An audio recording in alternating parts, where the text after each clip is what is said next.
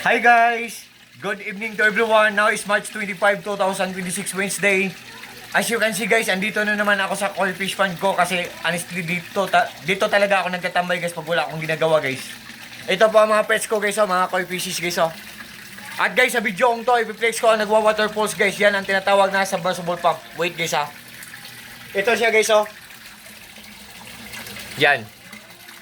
Ang nagwa-water falls guys, yan ang tinatawag na submersible pump. Ang brand ng submersible pump ko guys is Aquaspeed A4000. One of the best guys kasi ang Aquaspeed submersible pump A4000 guys, malakas siya pero matipid lang siya kumain ng kuryente. Good pa ang kanyang quality. At saka guys, mura lang siya guys. Mura lang. Sa sobrang lakas ng Aquaspeed submersible pump A4000 guys, sa bagsak ng tubig niya, para siyang nature ng waterfall sa bukid na pabagsak ng tubig. Ang sarap-sarap pakinggan sa mga tainga natin para tayong nagme-meditate. Sa sobrang lakas niya, ang daming bubbles na naproproduce niya o nakikreate niya. At the same time, ang dami ding mabibreathe in oxygen ng mga isda natin sa pond natin or sa aquarium natin. Ganyan kaganda ang Aquaspeed A4000 guys. Guys, kung naghahanap kayo ng submersible pump guys, Aquaspeed A4000 guys.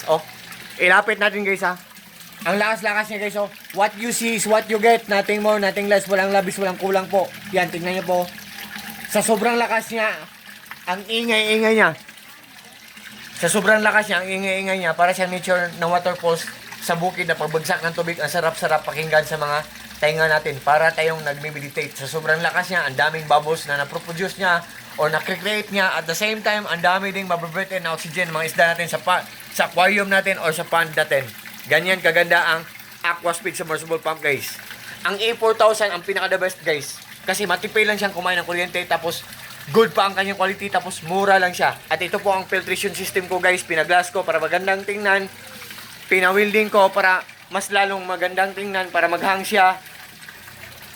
Pero medyo maganda din ang presyo sa pagpapagawa namin dyan guys. I'm just joking guys. I'm just only kidding. And guys, ang Aquaspeed submersible pump na A4000 guys, good talaga ang quality niya. For sure, maglalast long talaga siya. Ayaw maniwala po kayo sa akin guys kasi meron kaming solar power system setup. Marami kaming mga solar panel sa bubong namin, sa roof namin. Zero electric bill kami every month. Wala kaming binabayaran na kuryente every month kasi lahat ng mga appliances namin sa buong bahay guys, solar lang ang nagpapaandar. Lahat ng gumagana dito sa koi fish pond ko for the whole day, for the whole 24 hours, solar lang ang nagpapaandar.